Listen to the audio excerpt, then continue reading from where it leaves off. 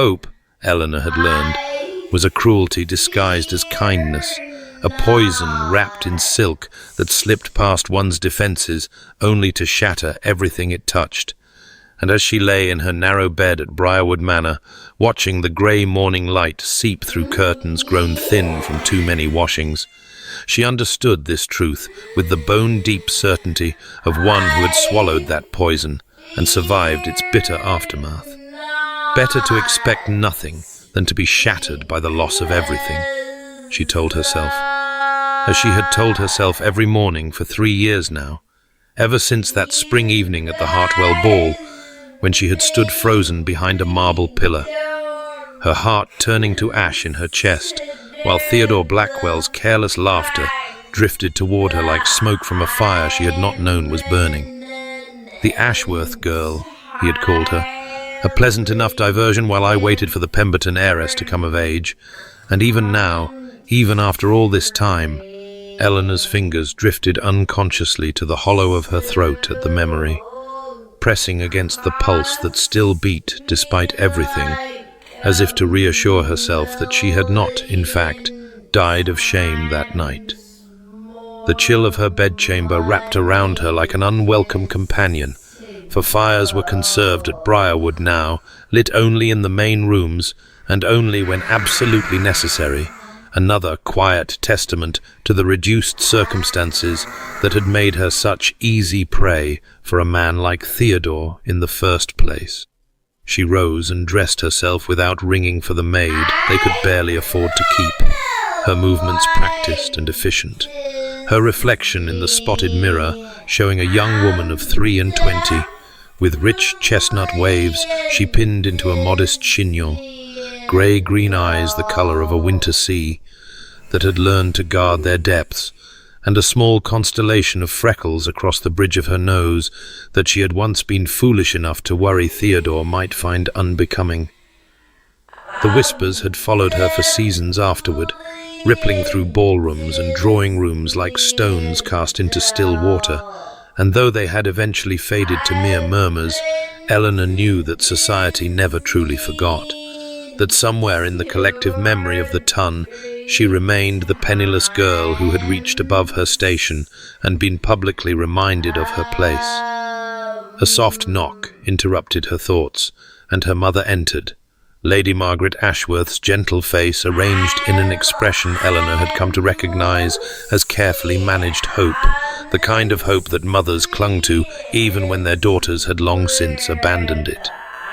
"We have received an invitation," her mother said, her voice carrying that particular brightness that meant she knew Eleanor would not welcome the news, to the Hartwell House party next week. And Eleanor felt the floor tilt beneath her feet, because of course it would be Hartwell. Of course she would be asked to return to the very place where her humiliation had been witnessed by half of fashionable society.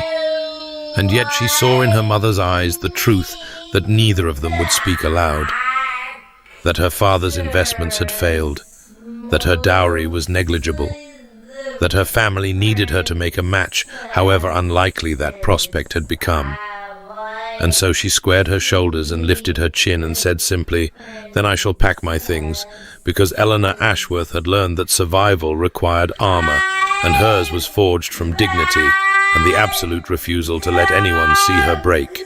The carriage wheels crunched against the gravel drive of Hartwell House, with a sound that seemed to Eleanor like the grinding of fate's machinery, each rotation bringing her closer to the place where her heart had been so thoroughly dismantled 3 years before. And as the grand facade rose into view through the rain-spattered window, she felt her mother's gloved hand find hers, and squeeze with the kind of wordless reassurance that only deepened the ache in her chest, because Lady Margaret still believed, still hoped, still imagined that something good might come of this return to the scene of her daughter's greatest shame. The house itself was magnificent, all golden stone and tall windows that caught the pale afternoon light, surrounded by manicured gardens that spoke of wealth so effortless it need never announce itself. And Eleanor straightened her spine and lifted her chin as the footman opened the door, because she would not arrive at Hartwell House looking like a woman who expected to be pitied. The entrance hall swallowed them in marble and candlelight, and almost immediately Eleanor felt the weight of watching eyes, the subtle turn of heads, the whispers that fluttered behind fans like moths against glass. And she knew with sickening certainty that society had not forgotten, that her presence here was already being noted and discussed and dissected by those who had nothing better to do than feast upon the misfortunes of others. Her father, Lord Charles Ashworth, walked beside her with his shoulders set in that posture of quiet dignity he had worn like armor ever since his trusted adviser's investments had crumbled to dust, and Eleanor loved him fiercely for the way he refused to bow his head, even as their circumstances demanded they accept invitations they would once have been too proud to need. She saw Theodore before she was ready, glimpsed him across the drawing room, with his golden hair catching the light, and his blue eyes fixed upon a woman who must be his wife, Harriet, whose expression suggested she had swallowed something bitter and could not rid herself of the taste, and Eleanor forced her gaze away so quickly that her neck ached with the violence of it, her fingers flying to the hollow of her throat in that gesture she could never quite suppress. The room felt suddenly airless, the press of bodies and the heat of too many candles and the suffocating weight of memory driving her toward the terrace doors with steps she hoped appeared leisurely rather than desperate. And when she finally emerged into the cool afternoon air, she drew a breath so deep it bordered on improper, her eyes closing briefly against the relief of escape.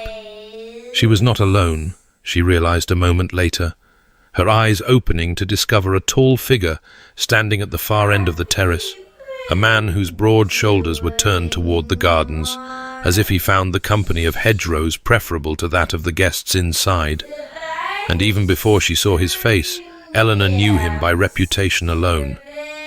For there was only one man in England who stood with such forbidding stillness, who wore solitude like a cloak, who was whispered about in drawing rooms as the Duke of Ashford, cold and proud and impossible to please.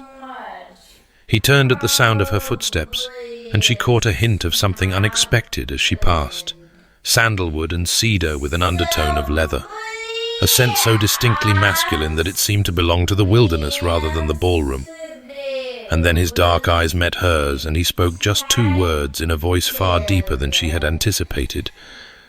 "Miss Ashworth." A simple acknowledgement that somehow managed to convey neither warmth nor disdain, but merely recognition, as if he had catalogued her existence and found it unremarkable. Eleanor murmured a courtesy and retreated to the opposite end of the terrace, her heart beating strangely fast for reasons she refused to examine, and she watched from the corner of her eye as a determined matron in puce silk approached him with her daughter in tow, watched his jaw tighten visibly before he excused himself with a precision so cold it could have frozen the Thames. And she thought that here at last was someone who understood what it meant to build walls, though his were constructed of ice, where hers were made of quiet dignity. Throughout the afternoon, she found herself aware of him in a way that unsettled her, noting how guests parted before him like water before the prow of a ship, how even the most ambitious mothers hesitated before approaching, how he stood always slightly apart, as if ordinary society could not quite contain him. And once, just once, she looked up from a conversation with a distant cousin to find his dark eyes resting upon her with an expression she could not read. And she looked away so quickly that she nearly upset her teacup, telling herself firmly that she had imagined his interest, that a man like the Duke of Ashford would have no reason to notice a woman like her, that hope was a cruelty she had long since learned to refuse. The library at Hartwell House smelled of leather and old paper, and the particular kind of dust that accumulates only in rooms where books are collected but seldom read, and Eleanor breathed it in like a drowning woman finally breaking the surface, grateful beyond measure to have escaped the drawing room where Lady Pemberton had been holding court on the subject of advantageous marriages, with pointed glances in Eleanor's direction that suggested she remembered precisely how disadvantageous certain connections could prove. She had not expected to find the room occupied, had imagined herself alone among the shelves, with nothing but the dust motes dancing in the late afternoon light for company. And so, when she rounded the corner and discovered the Duke of Ashford seated in a leather chair by the window with a volume open upon his knee, she stopped so abruptly that her skirts swayed with the arrested momentum, her hand flying to her throat before she could prevent it. He looked up at her intrusion, those dark eyes that had seemed so impenetrable yesterday, now merely watchful. And for a long moment, neither of them spoke, the silence stretching between them like a held breath, until Eleanor began to murmur an apology and retreat. But before she could complete her withdrawal, he surprised her utterly by asking, in that deep voice she remembered from the terrace, "What book do you seek, Miss Ashworth?" And she found herself answering honestly, rather than offering the polite deflection she had prepared. "I confess, I sought only escape, Your Grace, though I had hoped to find Shakespeare if the library possessed him." Something shifted in his expression, too subtle to name, and he gestured toward a shelf near the fireplace with a movement that seemed almost reluctant, as if he were unused to extending even this small courtesy, and said, "Third shelf, beside the window." And Eleanor thanked him and went to retrieve the volume, acutely aware of his gaze upon her back as she ran her fingers along the spines until she found what she sought. "You prefer Shakespeare to the modern novels the other ladies favour," he observed when she turned, and it was not quite a question, but neither was it a dismissal. And Eleanor heard herself reply with more candour than wisdom, "I prefer honesty to pretence, Your Grace." Shakespeare understood that, and she watched his jaw tighten in that way she had observed yesterday, though this time she thought she detected something almost like approval in the gesture. They spoke then, haltingly at first, of poetry and plays, and the particular satisfaction of words that meant precisely what they said, and Eleanor discovered that when the Duke of Ashford forgot to be forbidding, he was unexpectedly well read, his observations sharp, and his preferences surprisingly similar to her own, and she lost track of time entirely, until the clock upon the mantel chimed the hour, and she realized she had been absent from the company far longer than propriety allowed. She excused herself and made her way toward the door, the Shakespeare volume clutched to her chest like a shield, and she had nearly reached the hallway when a familiar figure stepped into her path, golden hair gleaming and blue eyes cold with a malice that had once been hidden beneath. Charm, and Theodore Blackwell smiled at her with the particular cruelty of a man who knows his victim cannot escape. "Still hoping to catch a husband above your station," he murmured, soft enough that only she could hear. "One would think you would have learned your lesson by now." And Eleanor felt the old shame rise in her throat like bile, her fingers pressing hard against the hollow of her neck. But before she could summon a response, she became aware of a presence behind her, solid and immovable as stone, and she watched Theodore's face drain of colour as his gaze fixed upon something over her shoulder. "Ashford," Theodore managed, his voice stripped of its silken menace. "I was merely—" But he did not finish, could not finish, because the Duke said nothing at all, merely stood there with an expression so coldly dangerous that Theodore muttered something about being expected elsewhere and retreated down the corridor with steps that were not quite running but desperately wished to be. The Duke still said nothing as he moved to Eleanor's side, offered his arm with a gesture that suggested escorting her to the drawing room was simply the natural order of things. And as they walked, she noticed that his hand hovered near her elbow, close enough that she could feel the warmth of him through her sleeve, protective without presumption. And she wondered for the first time if the walls he built were not so different from her own, and what manner of wounds might lie hidden behind them. 2 days had passed since the encounter in the library corridor, 2 days during which Eleanor had felt the Duke's presence like a distant storm on the horizon, always aware of where he stood in a room even when she did not look at him, always conscious of the way conversations seemed to quiet when he approached. And so when a footman appeared at her elbow during the afternoon's garden party to inform her that His Grace the Duke of Ashford requested a private audience in the rose garden, She felt her heart stutter in a manner that was entirely inappropriate for a woman who had sworn off hope. Her mother's eyes brightened with a speculation Eleanor could not bear to examine, and the whispers that followed her as she made her way through the manicured hedgerows felt like fingers plucking at her sleeve.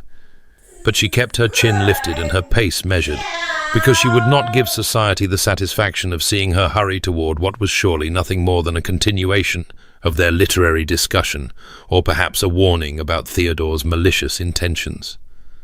The rose garden at twilight was a study in shadows and scent, the last golden light of evening catching the edges of petals in shades of cream and blush and deepest crimson.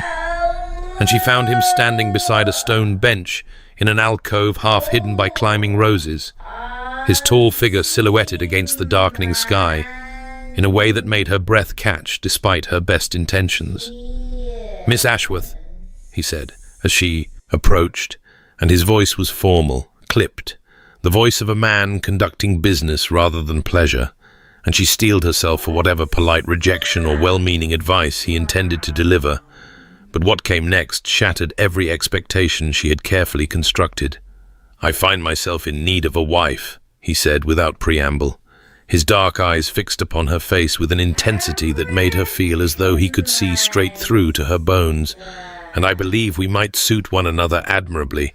And for a moment Eleanor was certain she had misheard him, certain that the scent of roses and the strange magic of twilight had conjured words that could not possibly have been spoken. He continued before she could find her voice, speaking of practicality and partnership, of her wit that had impressed him, and her dignity in difficult circumstances that had earned his respect, of mutual advantage and compatible temperaments, and the benefits of an arrangement between two intelligent adults who expected nothing so foolish as romance. And Eleanor listened with her heart pounding so loudly she was amazed he could not hear it, her fingers pressed hard against the hollow of her throat, as if she could physically hold herself together. He did not speak of love, did not pretend to feelings he did not possess, and somehow this honesty was more affecting than any flowery declaration could have been, because Theodore had spoken of love and meant nothing by it, but this man spoke of respect, and she believed every word. The scent of sandalwood and cedar reached her as he stepped closer, stronger now than it had been on the terrace, and she found herself looking up into eyes that had warmed almost imperceptibly from black to something approaching amber as he waited for her response, with a tension visible in the tightening of his jaw. "I must ask for time to consider," she managed, her voice steadier than she had any right to expect, and he nodded once, curtly, as if he had anticipated nothing less. "Of course," he said, and then, as he turned to leave, he paused and spoke the words that would echo through all the days to come. "I give you my word, Miss Ashworth. I will never give you cause to regret this arrangement. You will want for nothing." And Eleanor watched him walk away through the deepening twilight, her hand still pressed to her throat, her mind reeling with the impossible weight of what had just occurred. And somewhere beneath the shock and the disbelief she felt the first dangerous stirring of something she had sworn never to feel again, though she told herself firmly that she would not hope for more than what he offered, that contentment would be enough, that it must be enough.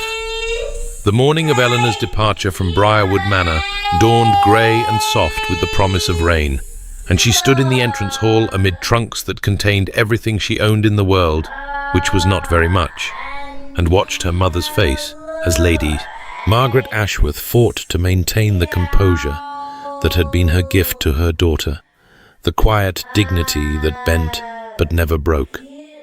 Her father had already embraced her twice, and now stood by the window with his back turned, his shoulders trembling almost imperceptibly in a way that made Eleanor's throat ache with love for this gentle man who had given her everything he could and blamed himself for what he could not, and when he finally turned his eyes were bright with unshed tears that he did not attempt to hide.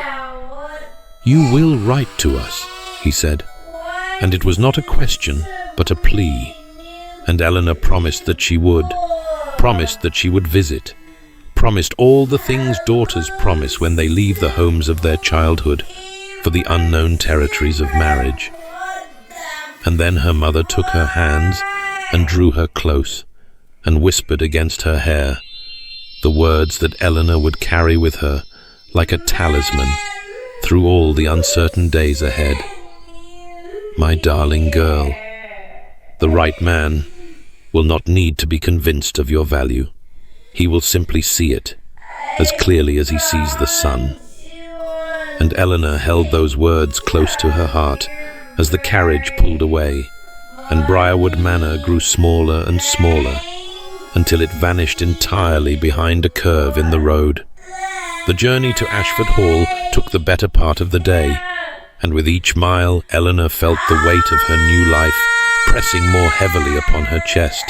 But nothing could have prepared her for the moment when the carriage crested the final hill and the estate spread before her in all its impossible grandeur. The great house rising from manicured grounds like something from a fever dream, its pale stone facade stretching wider than seemed possible, its windows catching the late afternoon light like dozens of watching eyes. The carriage wheels crunched against gravel that seemed to announce her arrival to the entire county. And when she stepped down onto the drive, her footsteps echoed against marble as she entered a hall so vast that her family's entire home might have fit within it. And she had to fight the urge to press her hand to her throat, choosing instead to square her shoulders and lift her chin, because she was the Duchess of Ashford now, and she would meet this challenge with the dignity her mother had taught her. The Duke greeted her with formal courtesy, his dark eyes unreadable as he introduced her to Mrs. Thornton, a silver-haired woman whose sharp gaze missed nothing, and then he excused himself for estate business with a bow that was perfectly correct and utterly distant, leaving Eleanor to be settled by the housekeeper, whose politeness carried an unmistakable note of assessment. Eleanor followed Mrs. Thornton through corridors that seemed to stretch endlessly, past portraits of stern-faced ancestors and rooms furnished with treasures that cost more than her father earned in a decade. And she was examining a vase of hothouse flowers when she heard Mrs. Thornton's voice, drifting from an adjacent doorway, speaking to another servant in tones clearly not meant to be overheard. "Mark my words, that girl will either heal him or break him. There is no middle ground with a heart that has been frozen that long." And Eleanor stood very still, her fingers hovering above a white petal, and pretended she had heard nothing at all. Though the words settled into her bones like a prophecy she was not yet certain she wished to fulfill. The first week of Eleanor's marriage passed in a strange twilight of formality and distance, her days filled with the learning of household routines and the memorization of servants' names and the careful navigation of corridors that still felt more like a museum than a home. And though she saw the Duke each evening at dinner, their conversations remained the polite exchanges of strangers who happened to share a table, discussions of weather and estate matters, and the quality of the cook's efforts that revealed nothing of the man behind the impenetrable mask of courtesy. And Eleanor found herself wondering in the quiet hours before sleep whether this careful distance was all her marriage would ever be, whether she had traded the uncertainty of her old life for a different kind of loneliness, one gilded with luxury but hollow at its core. She had taken to spending her evenings in the library, that magnificent room lined floor to ceiling with leather-bound volumes that smelled of age and wisdom, and the particular dust of books that had been collected with love. And it was there that the storm found her on the 7th night, the sky having darkened with unnatural swiftness throughout the afternoon, until the first crack of thunder sent the household into a flurry of closing shutters and lighting additional candles. And Eleanor had curled into a chair by the fire with a volume of poetry, content to let the tempest rage beyond the windows, while she lost herself in verses that spoke of emotions she had forbidden herself to feel. She did not hear the door open over the fury of the storm, did not know she was no longer alone, until a flash of lightning illuminated the room, and she looked up to find the Duke standing just inside the doorway, rain still glistening on the shoulders of his coat, as though he had been caught outside when the heavens opened.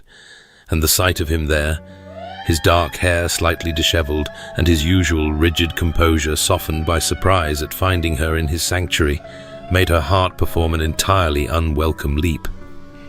"A meeting with the land steward," he explained, gesturing vaguely toward the storm-lashed windows, cancelled by the weather, and Eleanor nodded and made to rise, to offer him his privacy, but he held up a hand and said, "Please, do not leave on my account." And so she settled back into her chair while he moved to stand by the fire, and the silence between them stretched taut as a bowstring until a particularly violent crack of thunder made Eleanor gasp and start from her seat. And in that instant his hand was on her elbow, steadying her, and the touch burned through the fabric of her sleeve like a brand, spreading warmth up her arm and into her chest, until she could scarcely breathe for the intensity of it. Their eyes met and held, his dark gaze warming to amber in the firelight, and she watched his jaw tighten with some internal struggle before he released her almost abruptly and turned toward the rain-lashed windows, as if seeking escape from whatever had just passed between them. "You are not afraid of storms," he said, and it was not quite a question, and Eleanor found her voice somehow. "I find them clarifying, Your Grace. One cannot pretend calm when the world itself is in tumult." And something in his expression shifted, softened, and when he spoke again, his voice had lost some of its formal edge, and the hour that followed was unlike any they had shared before. Conversation flowing more easily as the storm raged on, and Eleanor felt the first fragile threads of connection weaving between them in that firelit room while the thunder rolled overhead. The invitation to accompany the Duke on his morning rounds came 3 days after the storm, delivered with the same careful formality that characterized all their interactions, and yet carrying beneath its surface something that felt almost like an offering. And Eleanor accepted with equal courtesy, while her heart beat a quiet rhythm of anticipation she refused to examine too closely. And so she found herself walking beside him through the estate grounds, on a morning washed clean by recent rains, the spring sunshine falling warm upon her shoulders as they made their way along paths that wound between fields where tenant farmers paused in their labors to touch their caps and murmur greetings that held respect, certainly, but also something that looked very much like wariness, the way one might greet a storm that had not yet decided whether to pass peacefully or unleash its fury. She observed him throughout the morning as he spoke with his tenants about drainage and crop rotation, and the repair of a fence that had fallen in the recent tempest, his manner brisk and efficient, his questions pointed, and his expectations clear. And she saw how the men straightened in his presence, and how their wives curtsied with downcast eyes. And she understood that while he was fair in his dealings and generous in his provisions, he was not loved, not exactly, for there was too much distance in him, too much of the cold Duke, and not enough of the man she had glimpsed in the firelit library. They came at last to a cottage, set back from the lane, smaller than the others, and wreathed in the scent of bread baking that drifted from its open door like a benediction, and the farmer's wife emerged to greet them with a daughter clinging to her skirts. A small thing of perhaps 6 years, with copper curls and wide eyes that grew wider still when they fell upon the Duke's imposing figure, and before anyone could speak, the child burst into tears, great heaving sobs that shook her tiny frame as she pressed her face against her mother's apron. Eleanor watched, expecting the Duke to step back, to allow the mother to soothe the child, to perhaps show irritation at this disruption to his schedule. But instead he did something that stopped her breath entirely, for he knelt, this proud and distant man, knelt right there in the dirt of the cottage yard, until his eyes were level with the child's, and when he spoke his voice was gentler than Eleanor had ever heard it. "There now," he said, "you must be Martha. I have heard you are very brave."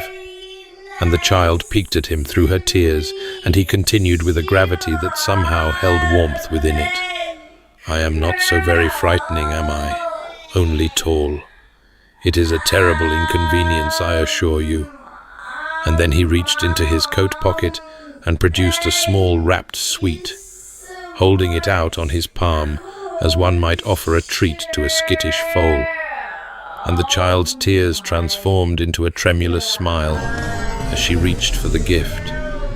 And Eleanor's hand moved without her permission to press against her heart, for she understood now that he carried those sweets deliberately, that he had done this before, that beneath the stern exterior beat a heart capable of such unexpected tenderness, and something within her shifted irrevocably, some wall she had built beginning to crumble.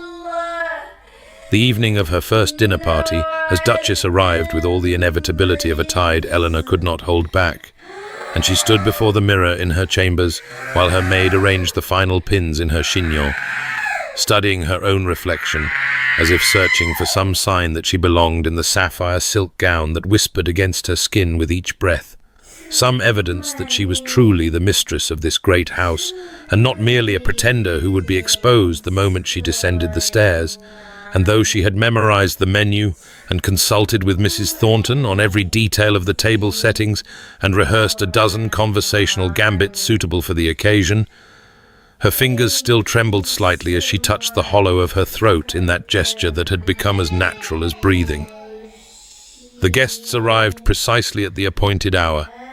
Lord and Lady Hamilton with their practiced smiles that did not quite reach their eyes, Sir Frederick and Lady Bentley, whose gazes swept over Eleanor with the barely concealed assessment of those cataloguing every detail to share later over tea with friends who had not been present. And Eleanor felt the weight of their scrutiny like a physical pressure as she greeted them in the drawing room, acutely aware that these were people who had known of her reduced circumstances, who had perhaps whispered about the Duke's surprising choice of bride, who were even now searching for evidence that he had made a grave miscalculation.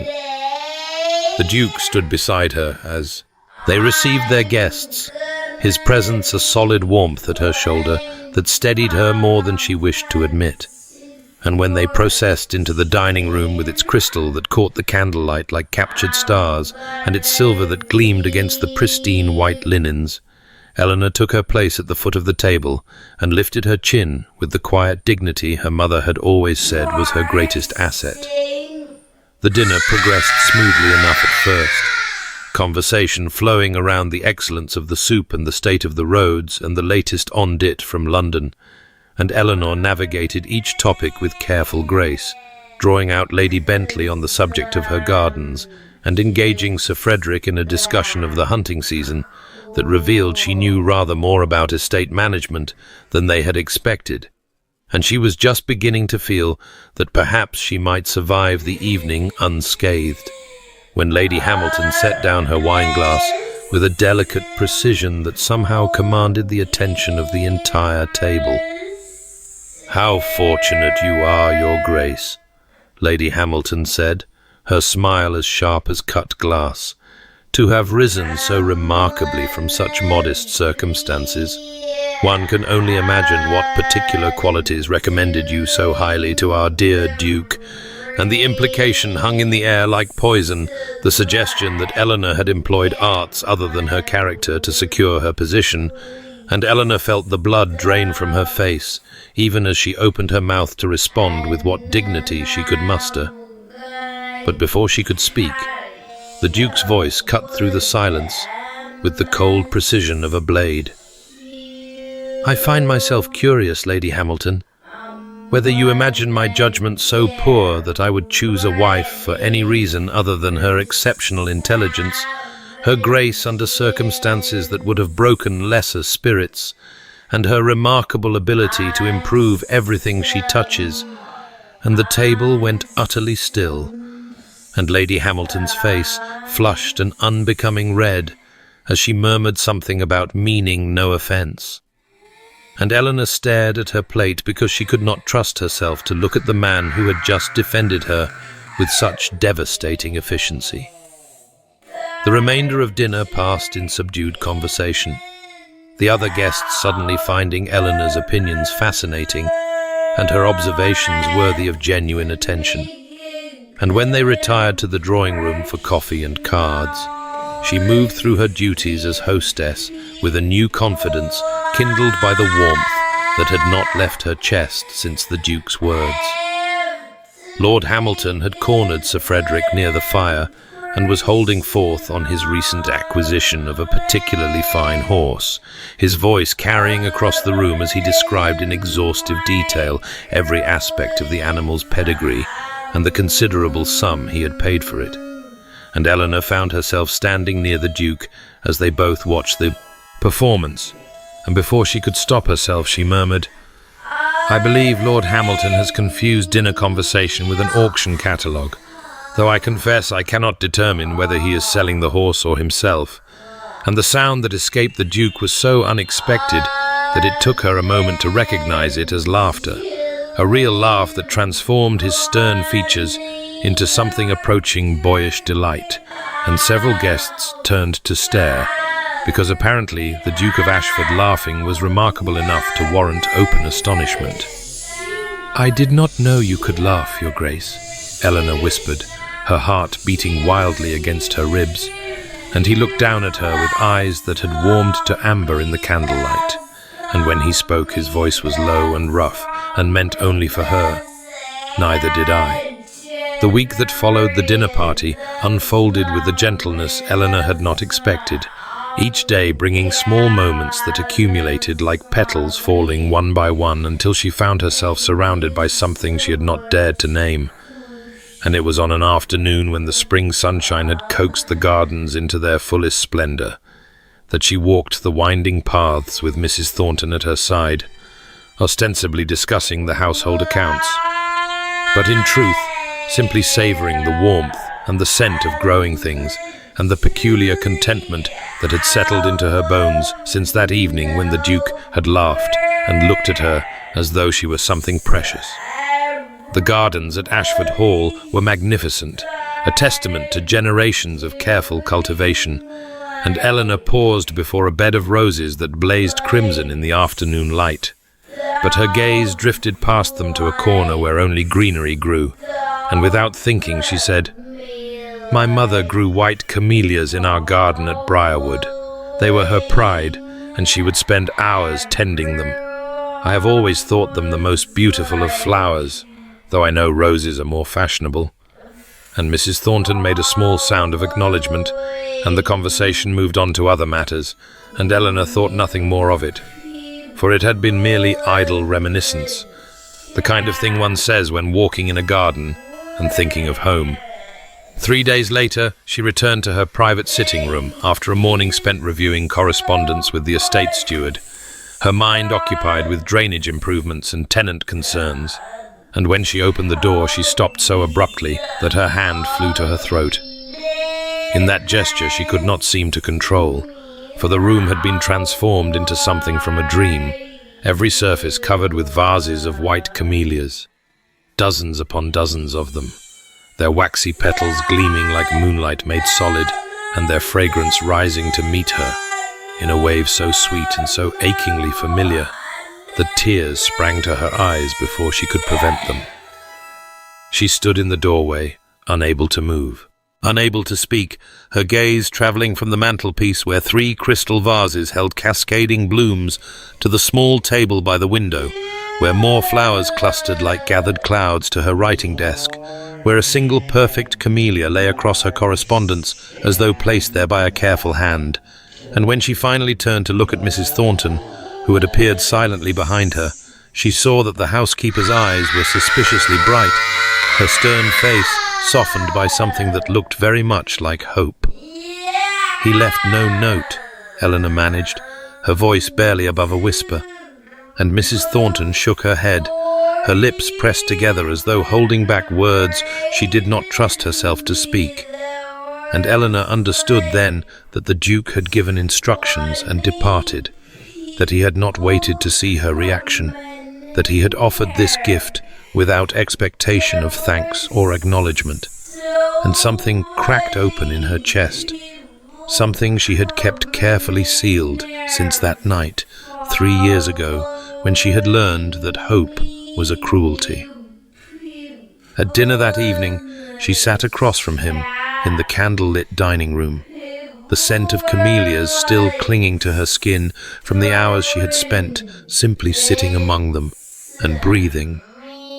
And when the servants had withdrawn, and they were alone with their wine, and the silence that had grown somehow less uncomfortable between them, she said quietly, "Thank you for the flowers." And he nodded once, a curt acknowledgement, as though filling her private sitting room with her favorite blooms was a matter of no consequence, as though he had not somehow procured dozens of white camellias that were not even in season and arranged them in every corner of her sanctuary. "How did you know?" she pressed, unable to let it rest, unable to pretend that this was ordinary. And he was silent for a long moment, his jaw tightening in that way she had come to recognize as a sign of emotion he could not express. And then he said simply, "You mentioned it."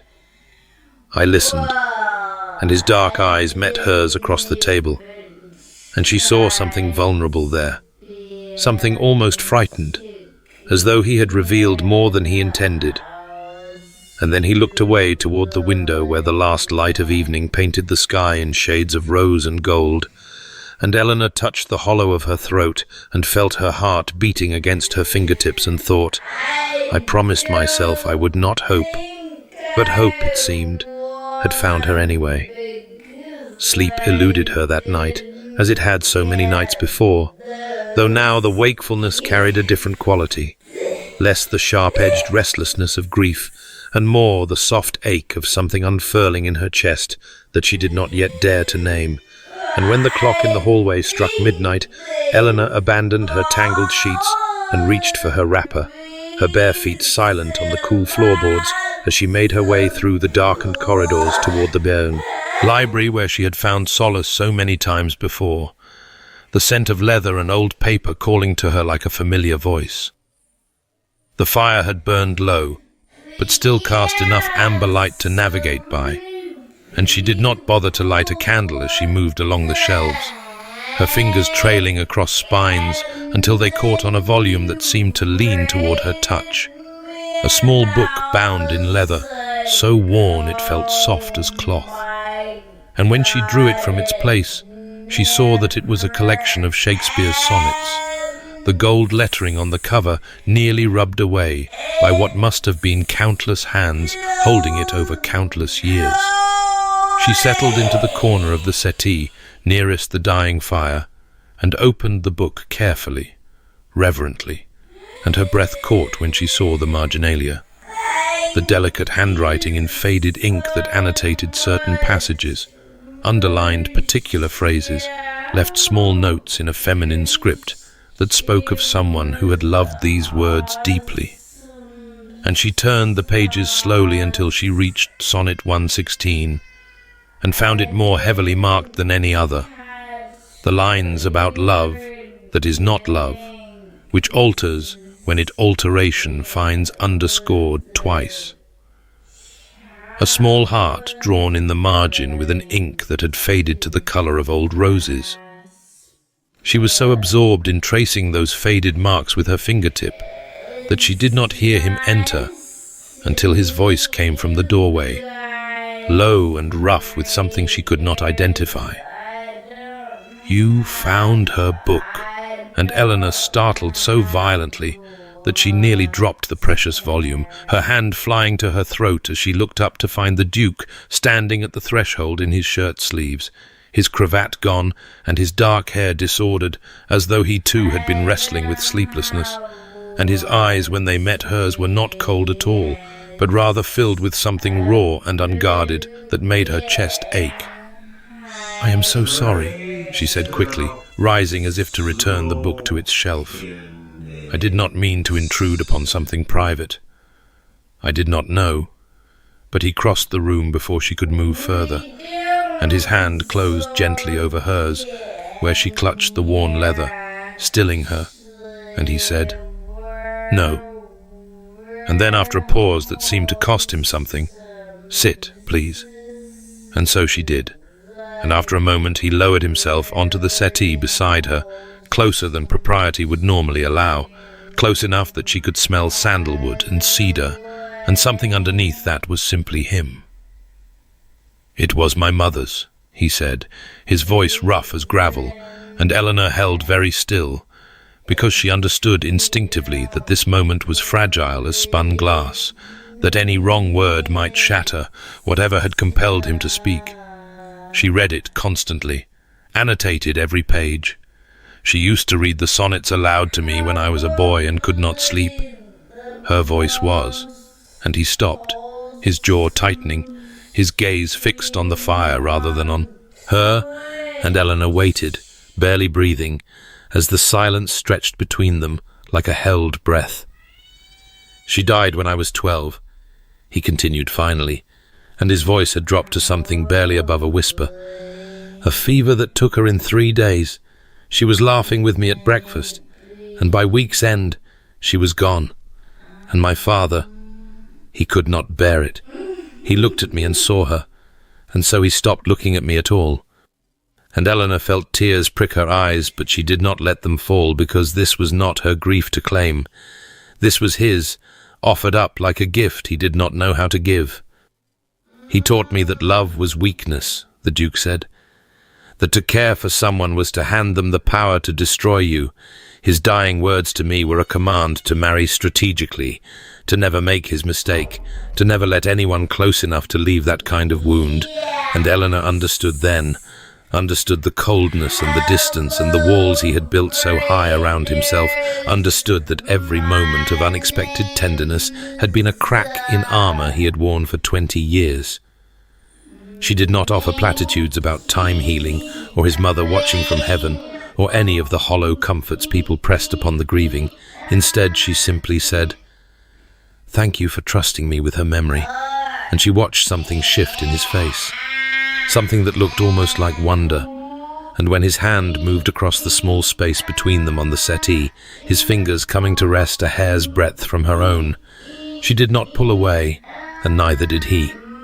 The month that had passed since that night in the library had transformed something fundamental between them, a shift as subtle and inexorable as the turning of seasons. And now, as their carriage rolled through the lamplit streets of London toward the Kensington Ball, Eleanor sat across from her husband in a gown of midnight blue silk that Mrs. Thornton had insisted brought out the grey-green of her eyes, and she tried to steady the trembling in her hands by pressing them flat against her skirts, while the Duke watched her with those dark eyes that had learned to warm for her alone. Though tonight, even his steady presence could not quiet the anxiety that coiled in her stomach like a living thing. This was their first major society event as a married couple, the first time she would face the assembled ton, not as the penniless Ashworth girl who had been so publicly humiliated, but as the Duchess of Ashford. And she knew with the certainty of long experience that every eye would be upon her, every whisper would dissect her gown and her jewels, and the way her husband looked at her or failed to look at her, and the verdict of this single evening would follow her for years to come. The ballroom, when they entered, was a blaze of candlelight and crystal. Hundreds of tapers reflected in mirrors that lined the walls until the room seemed to contain 1,000 flames, and the music of the orchestra swelled beneath the hum of conversation and the rustle of silk and the clink of champagne glasses. And Eleanor felt the weight of attention settle upon her like a physical thing as heads turned and fans fluttered, and she heard her new title ripple through the crowd in murmurs that she could not quite decipher. The Duke's hand rested at the small of her back, warm and steady through the fabric of her gown, and she drew strength from that touch as they made their way through the crush of bodies, nodding to acquaintances and accepting congratulations that ranged from genuine to barely concealed curiosity. And she held her shoulders straight and her chin high and told herself that she belonged here, that she had every right to stand at this man's side, even as a treacherous voice whispered that she was still the same girl who had hidden behind a pillar and listened to her heart shatter. She saw him before she was prepared. Theodore Blackwell, standing near the refreshment table, with a glass of champagne in his soft, manicured hand, and the sight of him struck her like a blow to the chest, though he looked diminished somehow, thinner than she remembered, his golden hair less lustrous, and his charming smile strained at the edges as though it cost him effort to maintain. And beside him stood his wife Harriet, with her mouth pressed into a bitter line, and her eyes fixed on some middle distance, as though she could not bear to look at the man she had married, for his title and his promises. Eleanor's hand flew to her throat before she could stop it, her fingertips pressing against her pulse, and she forced herself to look away, to focus on the music and the swirl of dancers and the solid warmth of Henry beside her. But her heart was pounding with a complex alchemy of old pain and new satisfaction, and something that felt almost like pity for the woman who had won the prize Eleanor had once thought she wanted. A gentleman approached to speak with the Duke about some parliamentary matter, drawing Henry a few steps away with an apologetic glance toward Eleanor, and she nodded her permission and turned to study a nearby floral arrangement with an intensity it did not deserve, counting the roses to calm herself, and she did not hear Theodore approach until his voice slithered into her ear like poison wrapped in silk. "My dear Miss Ashworth, or I suppose I must say your grace now, what a remarkable rise you have achieved." And when she turned to face him, his blue eyes held the same cold amusement she remembered from that terrible night 3 years ago, the same certainty that she was beneath him, a plaything to be discarded. "I must confess myself curious," he continued, his voice pitched low enough that only she could hear. "What arts did you employ to catch a duke when you could not even hold the attention of a mere viscount?" And Eleanor felt the blood drain from her face as the old wound ripped open, fresh and bleeding as though no time had passed at all, and she opened her mouth to respond, but no words came. Her throat closed around the humiliation that flooded back with all its original force. Theodore smiled, that charming smile that never reached his eyes, and leaned closer until she could smell the wine on his breath. "Enjoy it while it lasts, my dear. Men like Ashford do not keep plain little things like you for long." And Eleanor stood frozen, her hand pressed to her throat, unable to speak, unable to move, unable to do anything but feel the ground crumbling beneath her feet as the ballroom spun with candlelight and whispers and the cruel certainty that she would never truly escape what she had been. The Duke returned to her side in the space between one heartbeat and the next, and Eleanor watched his face transform as he took in the scene before him. Her pallor and her trembling hand pressed to her throat, and Theodore's smirking satisfaction. And she saw the precise moment when understanding struck him, because his dark eyes went from warm amber to something ancient and terrible, a cold so absolute it seemed to freeze the very air around them. And Theodore must have seen it too, because his smirk faltered for just an instant before he attempted to recover his composure with a languid sip of champagne that fooled no one. Henry did not ask what had happened, did not spare Eleanor a questioning glance, did not do any of the things a lesser man might have done to assess the situation before acting. He simply stepped forward until he stood between Eleanor and Theodore like a wall of ice and stone. And when he spoke, his voice carried across the nearby guests with the quiet authority of a man who had never in his life needed to raise his voice to command attention. "I find myself curious. Blackwell," he said, and the use of the surname without title was a cut as precise as a surgeon's blade. "Whether your tongue has always been so loose, or whether it is merely the desperation of a man whose investments have failed so spectacularly that half of London whispers about his debts." And Eleanor heard the collective intake of breath from the guests who had drifted closer, drawn by the unmistakable scent of social blood in the water. Theodore's face went white, then red, and he opened his mouth to respond, but Henry continued as though he had not noticed, his tone almost conversational in its devastating calm. "I have heard it said that Lady Blackwell has not smiled in public since 3 months after your wedding, a remarkable achievement for a man who once prided himself on his charm. Though I suppose charm is rather less effective when one's creditors come calling and one's wife discovers that the fortune she married has evaporated like morning mist. And the silence that had fallen over this corner of the ballroom was spreading now, rippling outward as more and more guests turned to watch the Duke of Ashford systematically dismantle a man with nothing but words and winter in his eyes. You were not worthy to speak her name then. Blackwell, Henry said, and his voice dropped to something that was almost soft, almost gentle, which made it somehow more terrifying. You were not worthy when you amused yourself with her affections and discarded her like yesterday's newspaper. And you are certainly not worthy now. My wife is the Duchess of Ashford, and you will address her with the respect her station demands, or you will not address her at all. And the final words fell into a silence so complete that Eleanor could hear the distant strains of the orchestra in the next room, could hear her own heart pounding against her ribs like a caged bird desperate for freedom. Theodore stood frozen, his champagne glass trembling in his soft hand. And then without a word he turned and retreated into the crowd, his wife following at a distance with an expression that might have been satisfaction. And Eleanor watched him go and felt something loosen in her chest, some knot that had been tied there for 3 long years, finally coming undone. Henry turned to her then, and his eyes were warm again, warm amber that seemed to glow in the candlelight, and he offered his arm with a formality that was somehow tender. "Shall we dance, Your Grace?" he said quietly, for her ears alone. And Eleanor placed her trembling hand on his steady arm and let him lead her toward the dance floor as the music swelled and the whispers began.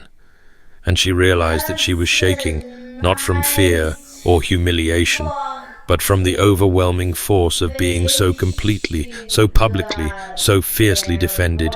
And as he drew her into his arms, and they began to move together through the steps of the waltz, she looked up into his face and thought with a clarity that left no room for doubt, "I am in love with him."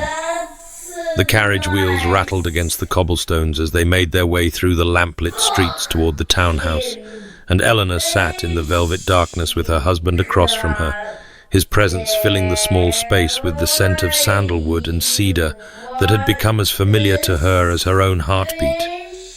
And she could not stop trembling, could not seem to gather the scattered pieces of herself into anything resembling composure, because what had happened in that ballroom had shattered something inside her and rebuilt it in a shape she did not yet recognize. "Thank you," she said finally, her voice barely above a whisper, "for what you did, for defending me." And she watched his face in the flickering light that filtered through the carriage windows, watched the way his jaw tightened and his dark eyes fixed on some point beyond her shoulder as though he could not bear to meet her gaze. "No one speaks to my wife that way," he said, and his voice was rough, almost harsh, dismissing her gratitude as though it were an unnecessary thing, as though what he had done required no acknowledgement, because it was simply what was done, what would always be done. And Eleanor felt her heart clench at the fierce protectiveness beneath his clipped words. The silence stretched between them, filled with the rattle of wheels and the distant sounds of London at night. And Eleanor knew with sudden clarity that she could not let this moment pass without telling him the truth, the whole truth, the shameful secret she had carried for 3 years like a stone against her heart. "I must tell you something," she said, and her hands clasped tightly in her lap, her fingers twisting together as though they could anchor her against the tide of memory that threatened to sweep her away. "I must tell you what happened, what he did, why I was so—" And she could not finish the sentence, could not find the words for what she had been when Theodore approached her with his poisoned smile. Henry said nothing, only watched her with those dark eyes that had learned to warm for her alone. And his silence was not cold, but patient, waiting, giving her the space to find her way through the thorns of the past. "3 years ago," she began, and her voice trembled but did not break. At the Hartwell spring ball, Theodore Blackwell had been courting me for months, I believed. I thought he meant to propose. I was foolish enough to hope. And she told him everything then, the words spilling out like water through a broken dam, the overheard conversation and the cruel laughter, and the way Theodore had shrugged when he saw her stricken face, the whispers that followed her for seasons afterward, the shame that had taught her to expect nothing, so that she could never be shattered again. When she finished, the carriage was silent, save for the creaking of springs and the steady rhythm of hooves on stone. And Eleanor waited for disgust or pity or the careful distance of a man who had learned he had married damaged goods.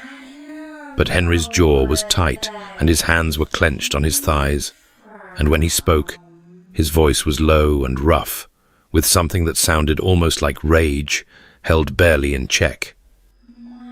"He was a fool," Henry said, and the words were simple, but they fell into the darkness between them like stones into still water. And then, after a pause so long, Eleanor thought he might not speak again. "I am not skilled at words, Eleanor. I have never been skilled at words. They do not come easily to me the way they seem to come to other men. But I would have you know." And he stopped, his jaw working, his eyes fixed on the rain-streaked window, as though the words he sought might be written there in the lamplight. "I did not choose you because you were convenient. I chose you because you were remarkable." And Eleanor's heart pounded against her ribs, and she wanted to tell him, wanted to say the words that burned in her throat. "I love you. I love you. I love you." But they would not come. They stuck behind her teeth like thorns. And so she sat in the velvet darkness, with her hands clasped tight and her heart laid bare, and the aching uncertainty of loving a man who might never be able to say the words she longed to hear. The week since their return from London had passed in a strange twilight of almost and not quite, of glances that lingered a heartbeat too long, and hands that brushed in passing with an electricity that left Eleanor breathless. And she found herself watching her husband with a hunger she could no longer pretend was anything other than what it was.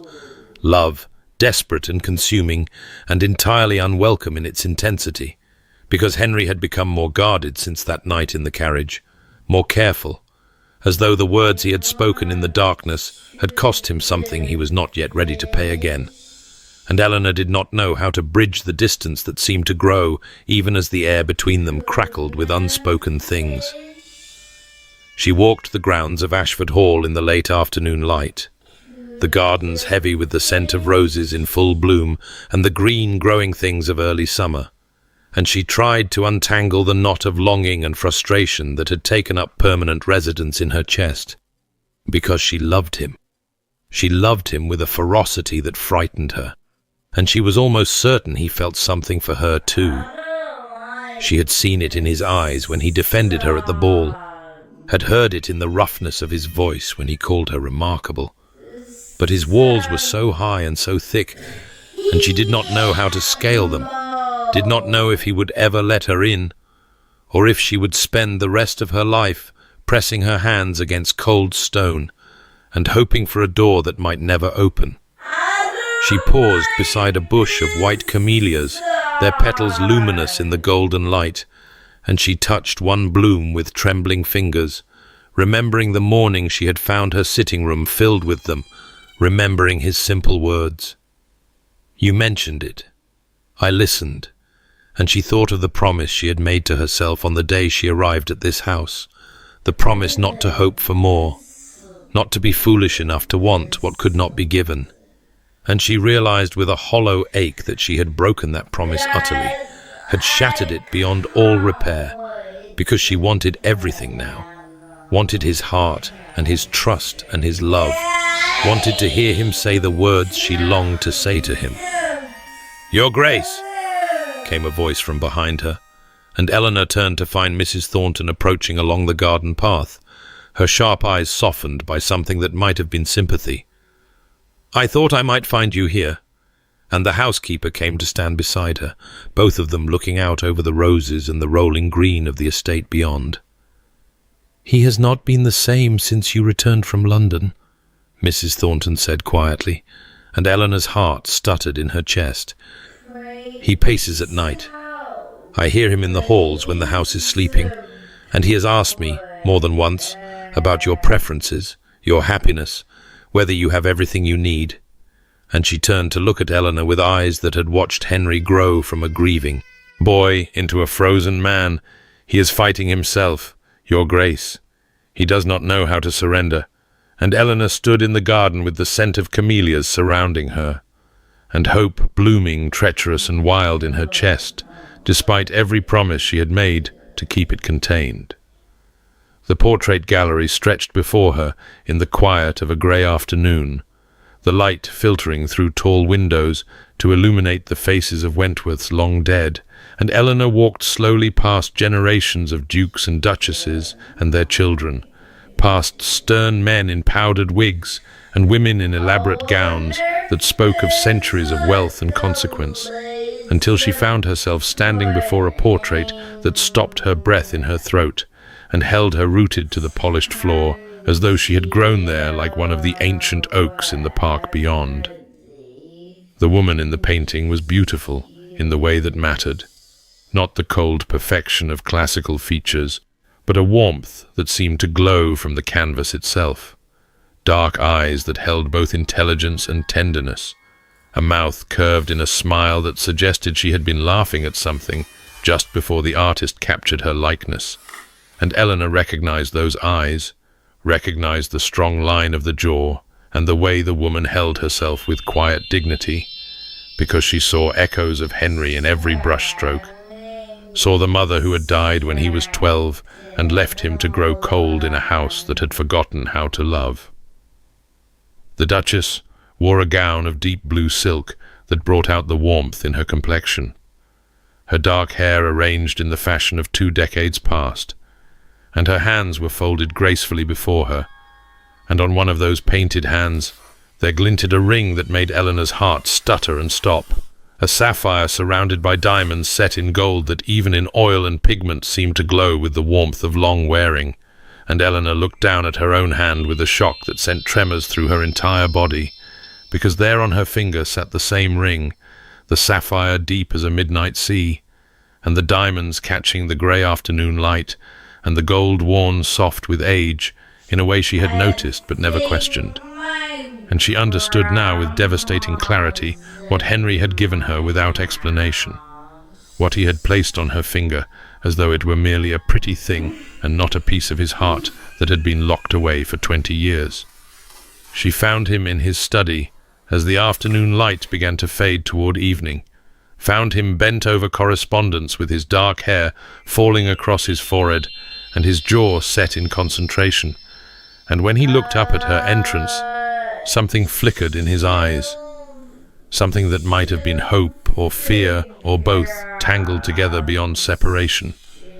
And Eleanor stood in the doorway with her hand pressed to her chest where the ring caught the lamplight, and asked in a voice that trembled, despite her best efforts to hold it, "Steady, the ring you gave me, who gave it to you?" And she watched his face transform, watched the careful blankness descend like a shield before his jaw tightened, and he looked away toward the window where rain had begun to fall against the glass. "It was my mother's," he said finally, and his voice was rough, as though the words had to be dragged from somewhere deep and guarded.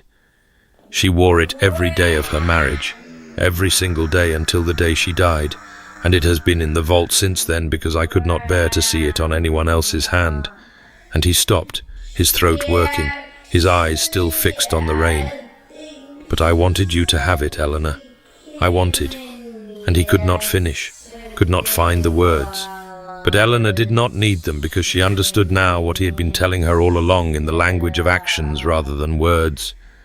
And her hand trembled as she touched the sapphire that had once rested against the skin of the woman who had taught him what love looked like, before she left him alone in a world that had grown cold without her.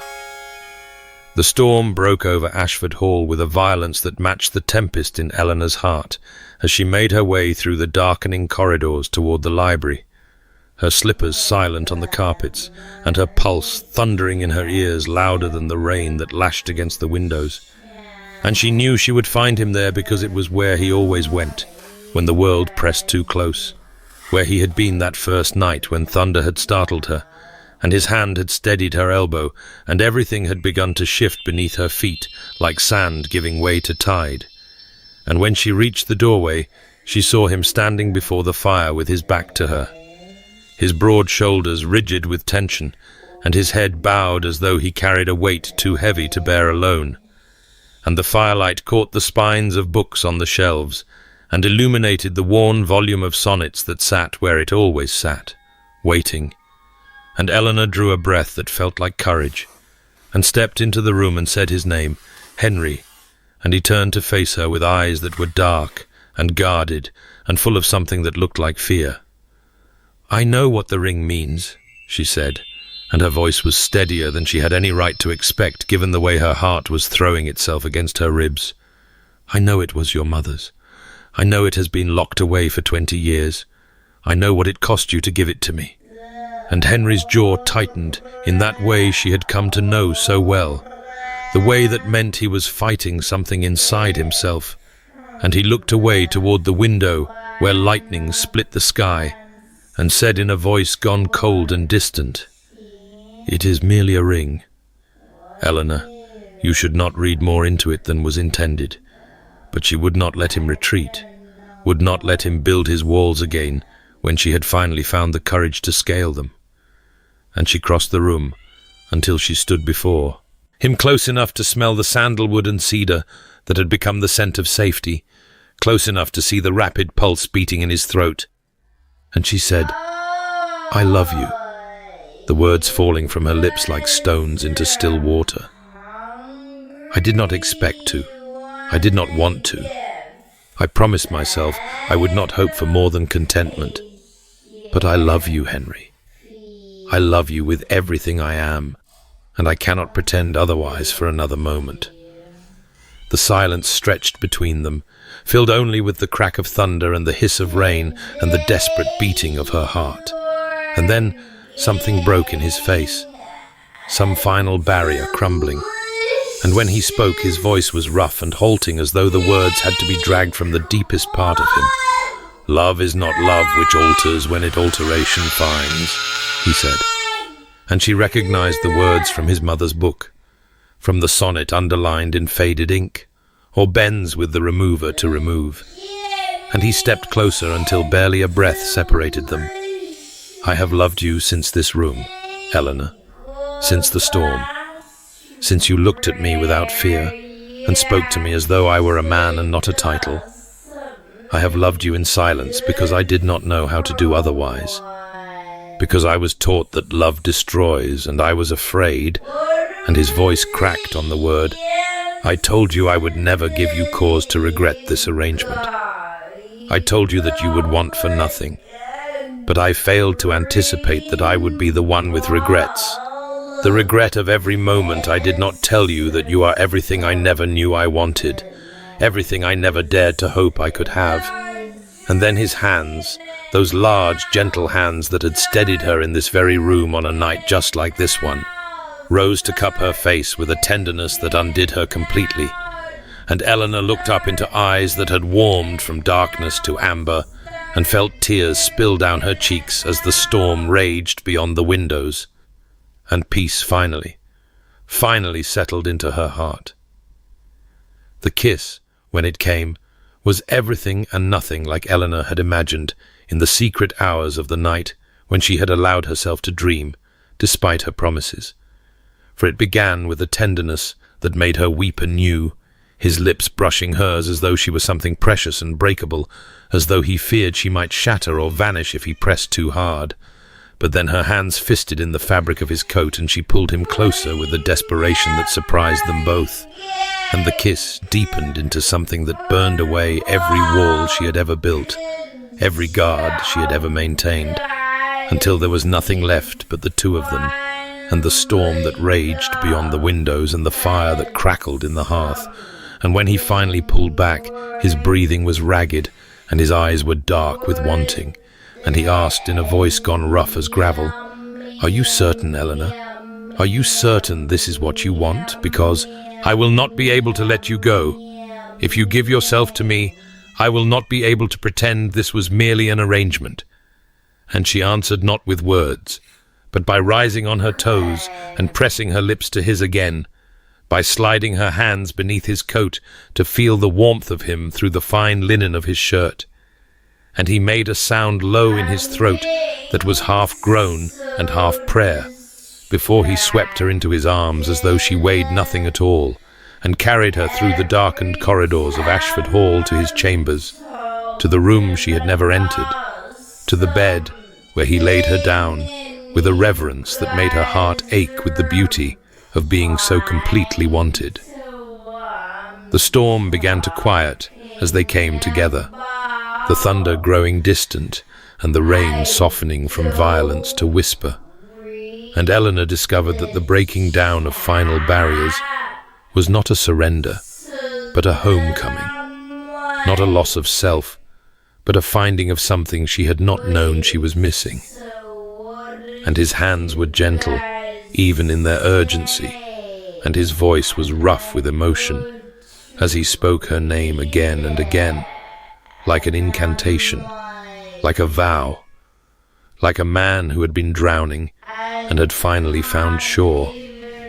And afterward, as they lay tangled together in sheets that smelled of sandalwood and cedar, and the salt of mingled tears, his arms wrapped around her and his lips pressed to her hair, Eleanor thought of the woman she had been on that grey morning at Briarwood Manor, the woman who had learned that hope was a cruelty, and she understood now how wrong she had been. I promised myself I would not hope, she thought, as his chest rose and fell beneath her cheek, and his heartbeat drummed steady and sure against her ear.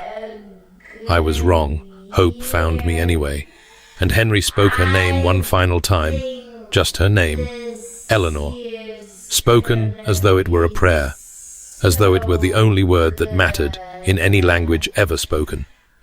And she had never, in all her life, felt so completely and utterly loved. The morning light that filtered through the curtains of Henry's chambers was soft and golden, nothing like the grey dawn that had once crept through the thin drapes of her room at Briarwood Manor, and Eleanor lay in the circle of her husband's arms, watching dust motes dance in the sunbeams, and marvelling at how completely the world had transformed between one heartbeat and the next, how the man who had seemed so cold and forbidding now pressed sleepy kisses to her shoulder and murmured her name against her skin, as though he could not bear to let a moment pass without speaking it. And when they finally descended to breakfast, it was with hands that found each other beneath the table, and glances that held entire conversations and smiles that neither of them seemed capable of suppressing. And Mrs. Thornton, who had served Ashford Hall for 30 years, and had watched the young master grow from a laughing boy into a frozen man, stopped in the doorway with the morning post, and stood perfectly still as she observed the Duke lean close to whisper something that made the Duchess laugh, a real laugh, bright and unself-conscious, and the housekeeper's eyes filled with tears, that she quickly blinked away before approaching Eleanor later that morning in the rose garden, where the Duchess had gone to cut flowers for the breakfast room. "Your Grace," she said, and her voice was thick with emotion. She did not try to hide. His Grace has not smiled like that since before his mother passed. God rest her soul. You have done something 20 years of society matchmaking could not accomplish. And Eleanor remembered the prediction she had overheard on her first day at Ashford Hall, the words that had seemed more warning than welcome. And she understood now that Mrs. Thornton had been hoping all along, hoping that someone would finally reach the boy she had helped raise. And Eleanor took the older woman's weathered hand in her own and said simply, "He healed me too." The weeks that followed passed in a haze of happiness so complete that Eleanor sometimes had to touch the sapphire ring on her finger to convince herself she was not dreaming. And when the invitation arrived for the Hartwell summer ball, she felt none of the dread that had once accompanied any mention of that name, only a quiet certainty that she was ready to return to the place where everything had shattered and show the world how beautifully the pieces had been remade. And Henry must have sensed her thoughts, because he came to stand behind her as she read the invitation, and wrapped his arms around her waist, and pressed his lips to the curve of her neck, and asked if she wished to attend. And she turned in his embrace, and looked up into eyes that had once seemed cold as winter stone, but now burned warm as amber honey, and said, "Yes, I believe I do." The Hartwell ballroom blazed with the light of 1,000 candles on the night of the summer ball. The same chandeliers that had illuminated her humiliation now casting their golden glow upon Eleanor as she entered on her husband's arm, wearing a gown of midnight blue silk that matched the sapphire at her finger, and she was aware of the whispers that followed their progress through the crowd. But they were different whispers now, admiring rather than pitying, envious rather than mocking. And her parents stood near the refreshment table, beaming with a pride that made her heart swell, her mother dabbing at her eyes with a handkerchief, and her father standing straighter than he had in years. And when Eleanor approached them, Lady Margaret Ashworth cupped her daughter's face in her hands and said, "I always knew, my darling, I always knew the right man would see you clearly." And Lord Charles Ashworth shook the Duke's hand with a grip that conveyed everything words could not express. Henry rarely left her side throughout the evening, his hand resting at the small of her back, in a gesture that was both proprietary and tender. And when they danced, he held her closer than was strictly proper, and looked at her as though she were the only person in the room, and Eleanor saw the other guests watching them with expressions that ranged from surprise to speculation to something that looked almost like hope, as though the sight of the cold Duke of Ashford, so obviously besotted with his wife, gave them permission to believe in love themselves. And it was during the second waltz that Eleanor's gaze drifted across the ballroom and found Theodore Blackwell standing alone near a pillar, his golden hair dulled and his handsome face grown thin and lined with discontent, his wife Harriet visible across the room, pointedly refusing to look in his direction. And Eleanor remembered the man who had once made her feel so small and worthless, and found that she felt nothing but a distant, almost gentle pity, for he had everything he had schemed for and none of what mattered, while she had stumbled into an arrangement of convenience and found the great love of her life. And when Theodore's eyes met hers across the crowded ballroom, he was the one who looked away first, unable to hold her gaze, and Eleanor turned back to her husband and smiled up at him with a joy so complete it seemed to illuminate her from within. And Henry smiled back at her with that rare, transformative smile that Mrs. Thornton said she had not seen in 20 years. And Eleanor knew that the girl who had once hidden behind a pillar in this very room listening to her heartbreak had finally, completely come home.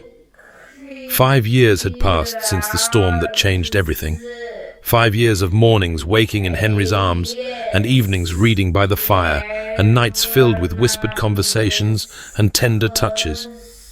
And now Eleanor walked through the Ashford Gardens on a summer afternoon that smelled of roses and fresh rain.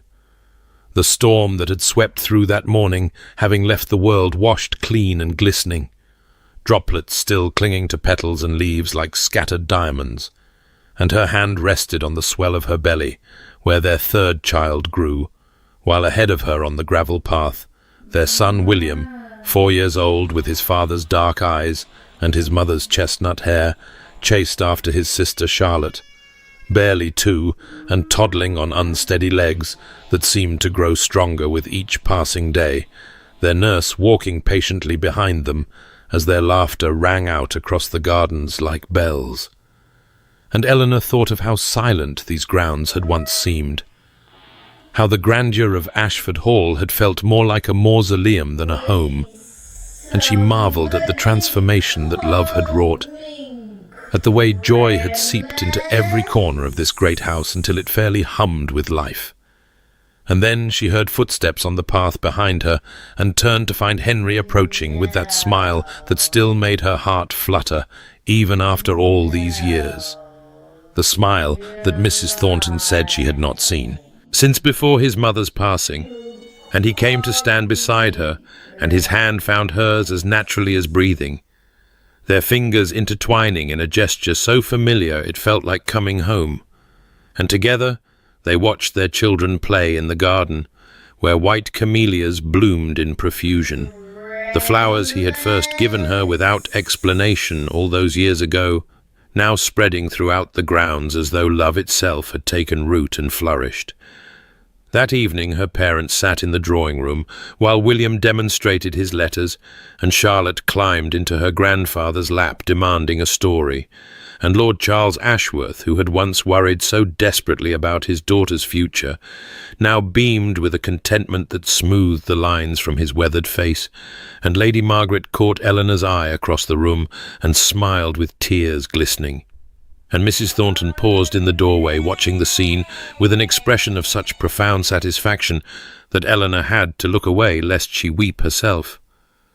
And later still, when the children had been tucked into their beds, and her parents had retired, and the house had settled into the peaceful quiet of a summer evening, Eleanor and Henry found their way to the library, as they so often did, to the room where a storm had once trapped them together and changed the course of both their lives.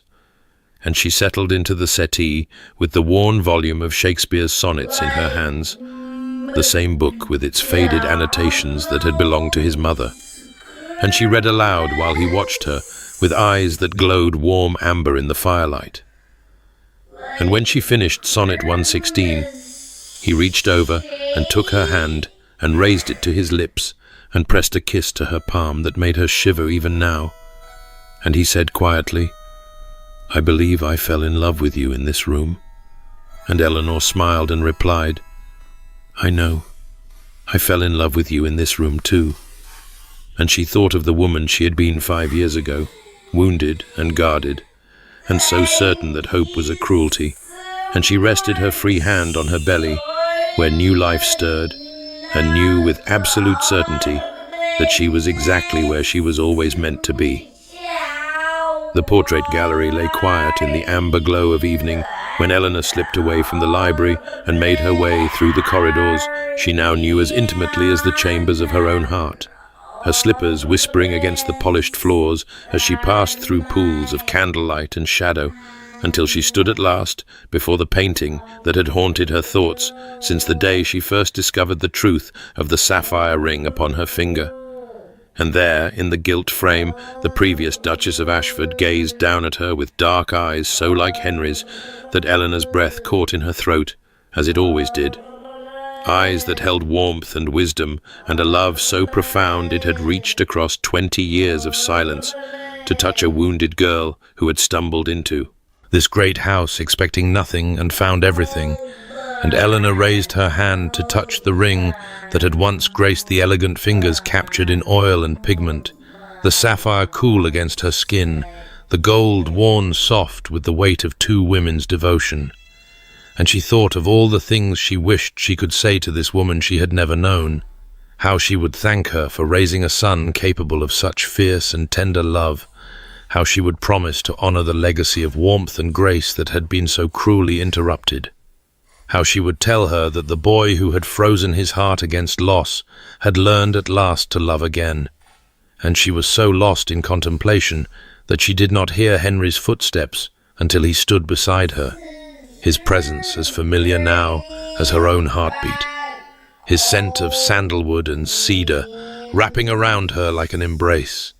And when she looked up at him, his eyes were bright with an emotion that still stole her breath, even after 5 years of marriage and 2 children and a third stirring beneath her heart. And he said quietly, "I have commissioned a portrait," and Eleanor blinked in confusion until he continued, "Of you, to hang beside hers, because you are the Duchess now. You are the heart of this house. You always will be." And the tears came then, unstoppable, streaming down her cheeks as the full weight of what he offered settled into her soul. Not merely a place on the wall, but a place in the unbroken chain of love that stretched backward through generations and forward into the future their children would inherit. And Henry gathered her into his arms and held her while she wept, his hand stroking her hair, his lips pressing kisses to her temple.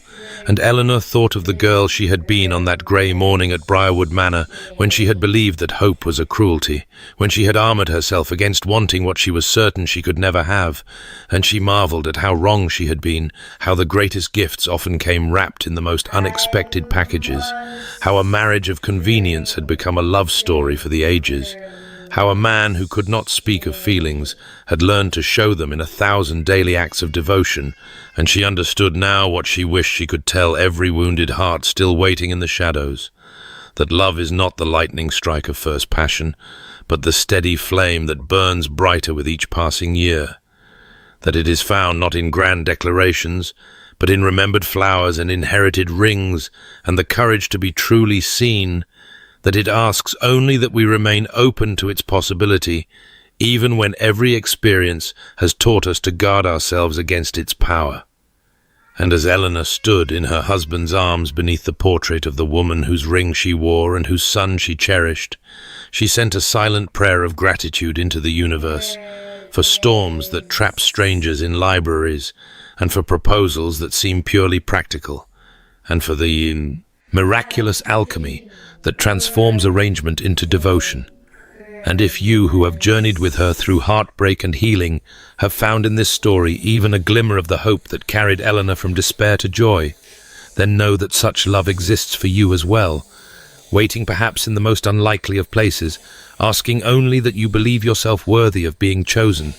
For you are, dear listener, you are.